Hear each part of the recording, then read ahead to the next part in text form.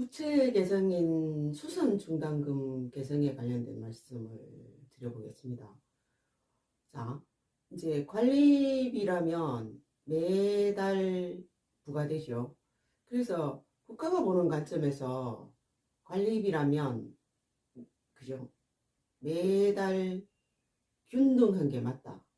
그래서 관리비의 균등 부과 측면에서 국가는 부과를 예산제로 하라고 권했죠.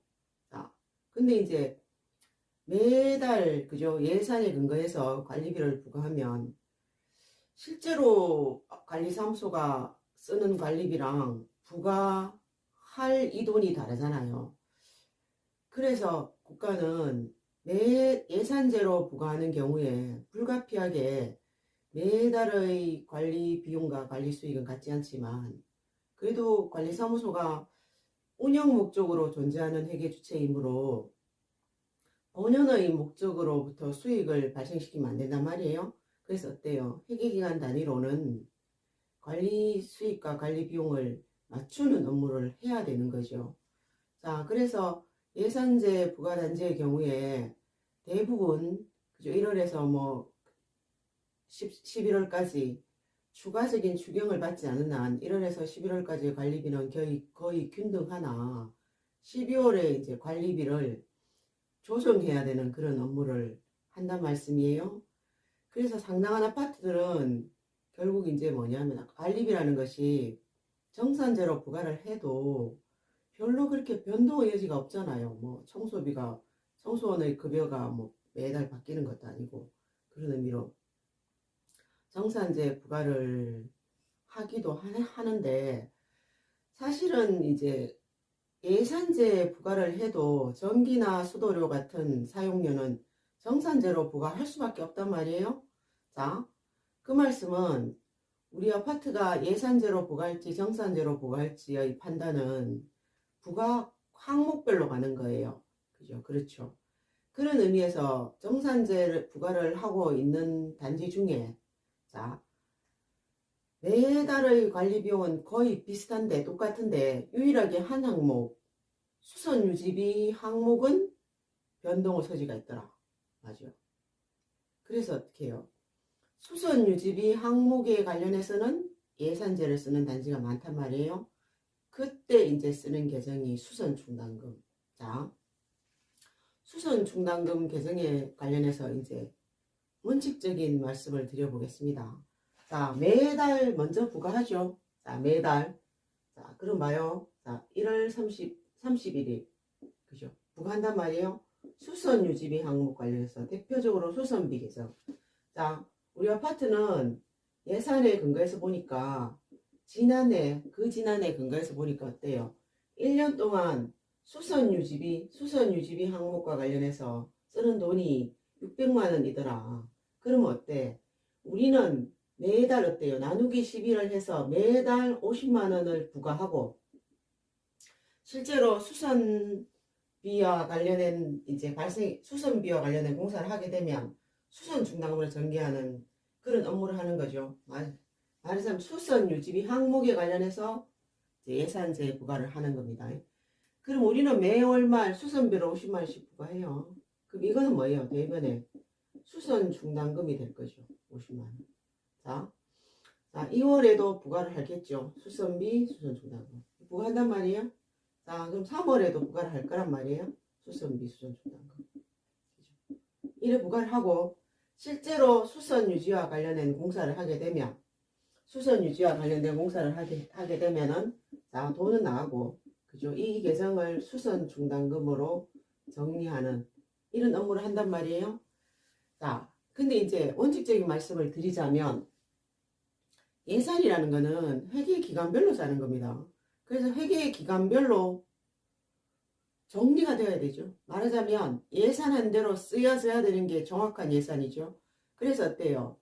자, 예산이라면 2월 하지 못한다. 그죠? 2월 공사, 만약에 2월 공사라면 그러지 않냐다. 이게 원칙적 접근입니다. 자, 그래서 뭐예요? 자, 우리가 이런 걸 하는데 실제로 이제 뭐냐면 올해의 예산으로 600만 원의 수선 유지비, 수선 중단금을 계산했단 말이에요. 그럼 야는 2월 하면 안 된다고요. 그죠? 그렇다면 우리는 업무 과정에서 어떤 이제 뭐라서 판단이 필요하냐면, 자, 다음 게 예산을 짤 거 아니에요. 11월 달쯤 되면. 그죠? 그러면 우리가 다음 게 예산을 짤 때 딱 보니까 올해의 수선 중단금이 남을 것 같아요. 그러면 그 즉시 말하자면 10월 말이나 10월 부가부터 뭐예요? 부가를 사실은 중단하셔야 됩니다. 그죠?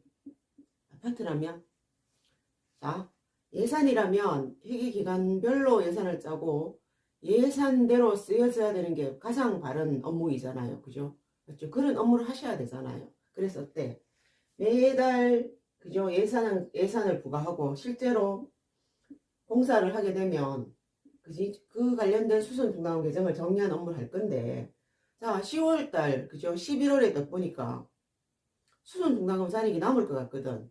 그러면 부과를 중단하셔야 된단 말씀이에요. 자, 그리고 12월 31일 결산 시점에 딱 보니까 어때요? 잔액이 12월 31일 잔액이 30만 원 남아있단 말이에요. 이걸 할 수 없단 말씀이에요. 그럼 우리는 12월 업무에서 어떻게 해야 된다고? 12월 업무에서는 수선비, 남아있는 수선 중단금의 잔액을 0으로 만든 업무를 해주셔야 된다. 그럼 대변은 역분계죠. 수선비 30만 원. 이런 회계처리를 해주죠. 그럼 어때요? 자, 1월에서 매월 부과해서 우리는 수선 유지비 항목에 관련해서 50만 원을 부과한단 말이에요. 쭉 부과하다가 11월은 그죠? 부과를 안 한단 말이에요. 부과를 중단하고 12월은 어때요? 12월은 빼기 30만 원을 부과한단 말씀이에요. 그죠? 이게 이제 말하자면 가장 원칙적인 업무입니다. 그래서 기억하셔야 될 거는 중단금, 퇴직급여 중단부채, 연차수당 중단금, 수선 중단금 이런 계정들이 예산제 계정이에요. 예산제로 회계처리를 부과를 했을 때 매달 설정하는 계정이란 말씀이에요. 근데 연차수당 중단금, 퇴직급여 중단부채는 근로자가 매달 그지요? 근로자가 계속적으로 업무를 하고 있으므로 결산기말 단위로 잔액을 0 만들 수는 없는 거예요. 그래서 그 계정에 관련해서는 자, 국토부는 적절한 최적의 말하자면 잔액을 그죠 보유하고 있는지를 판단한다는 말씀이에요. 근데 수선 중단금은 자, 회계기간별로 예산을 짜서 부과를 하고 다음 기로 이혼할 수 없는 계정입니다. 그래서 자, 만약에 이제 원칙적인 업무를 하신다면 원래 남을 것 같은 상황이 되었을 때, 그죠? 그러면 부과를 즉시 중단하셔야 되고, 12월 기준으로 잔액을 0 만드는 업무를 하시는 게 가장 원칙적인 접근입니다. 자, 그리고 또 하나. 자, 다시 한번 보죠. 수선 중단금의 회계 처리와 관련해서 이제 실무에서 접할 수 있는 상황은, 봐요. 1월 31일 수선비로 50만원 부과하잖아요. 그럼 2월 28일에도 50만원 부과해요. 3월 30, 자, 부과를 하고 하는데, 자, 3월 15일, 그죠? 자, 수선 유지 관련된 공사를 했단 말이에요. 그러면 통장에 돈이 200만원짜리 공사를 했어요. 그러면 차변을 어느 계정으로 쓸 것이냐? 자, 차변을 어느 계정으로 쓸 것이냐? 자, 그죠? 자, 수선 중단금 계정을 보시면, 수선 중단금 계정의 잔액은 1월 31일에 그죠? 차변, 대변 잔액 50만 원을 부과해서 잔액이 50만 원 됐고 2월 28일 추가적으로 50만 원을 부과해서 잔액이 100만 원 됐단 말이에요. 그죠? 자, 그런데 3월 15일 수선 유지 공사를 했어요. 그죠? 200만 원짜리 공사를 했단 말이에요. 그러면 이 계정을 뭘로 쓸 것이냐? 해요. 자, 업무에서 이제 종종 맞닿을 수 있는 상황일 것 같아요.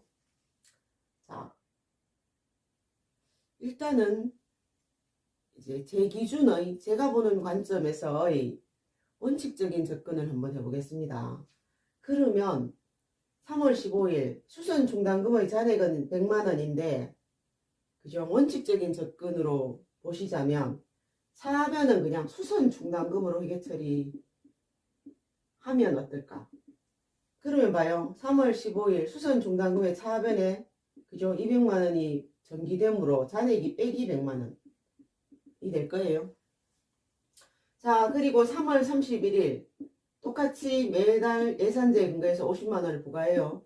대변의 수선 중단금 50만 원.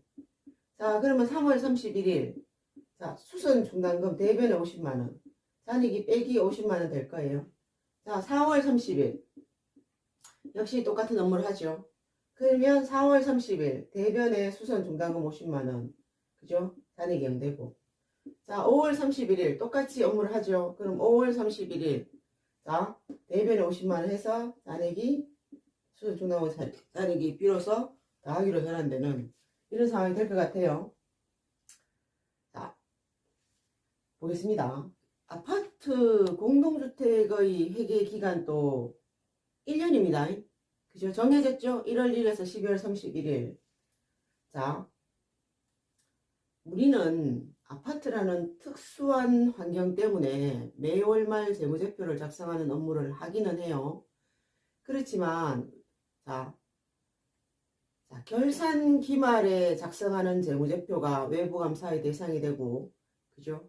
뭐 그런 의미로 말하자면 회계가 보는 그죠? 기업의 개식의 뭐 회계기관별 정보로서의 재무제표가 그 역할을 한다면은 매월말 작성하는 재무제표는 기업 내부의 말하자면 이용자를 위한 정보이고 또는 자 회계기말에 작성하는 재무제표는 장부를 마감하고 작성하는 재무제표예요. 그 말하자면 장부가 없어져요. 단기의 장부를 마감하고 작성하는 재무제표인 반면에 매월 말 작성하는 재무제표는 실질적 장부의 마감을 거치지 않고 현재의 상태를 표시하는데 상태를 그냥 보여주는 거죠.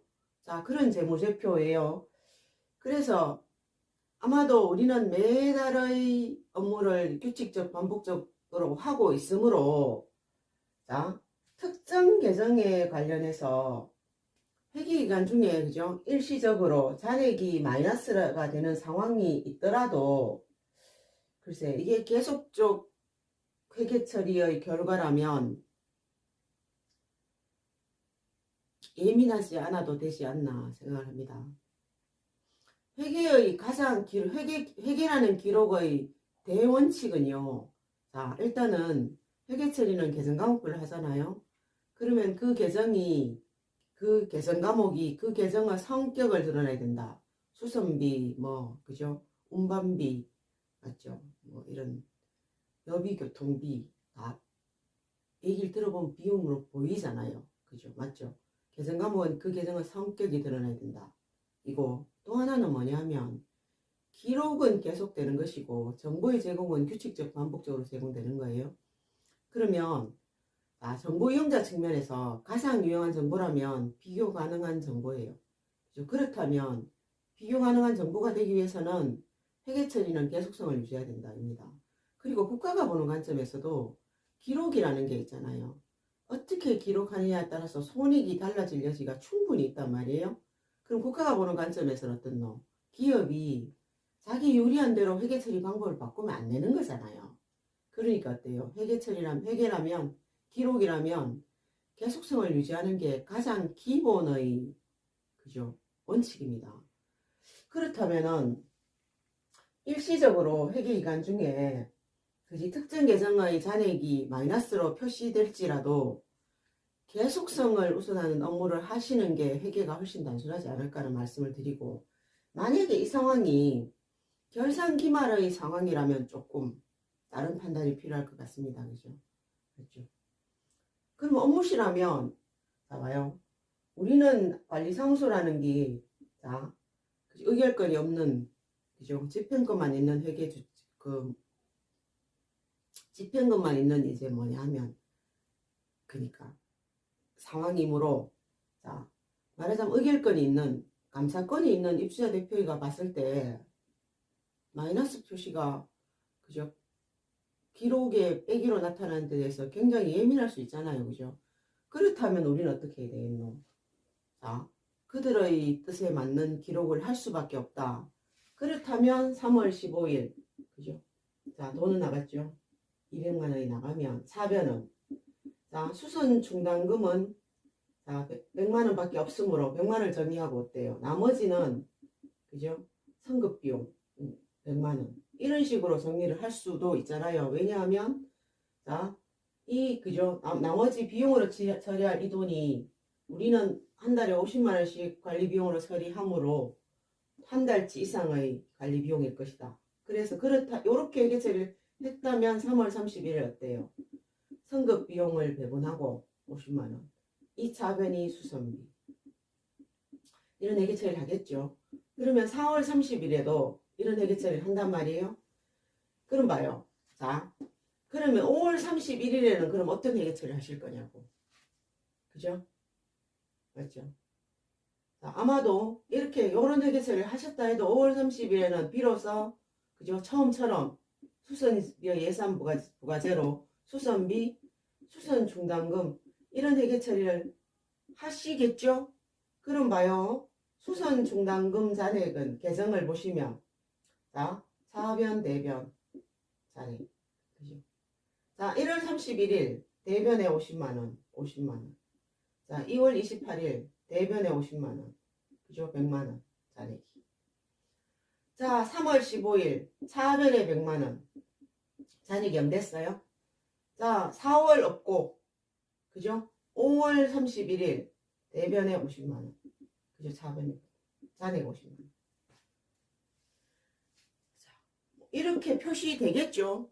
표시되겠죠? 그죠? 그러니까 뭐냐면 회계라는 게 기록이어서 우리가 이제 업무를 하는 우리 입장에서 그죠? 일관성 있게 봐야 될 기준은 뭐냐면 계속성이에요. 그죠?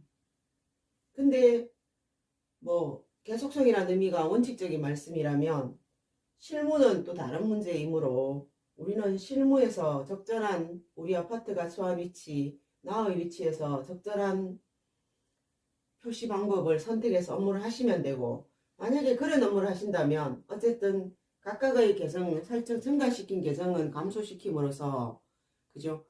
자, 어쨌든 정리되는 계정별로 뭔가 정리되는 그런 업무를 하시면 될 것 같습니다.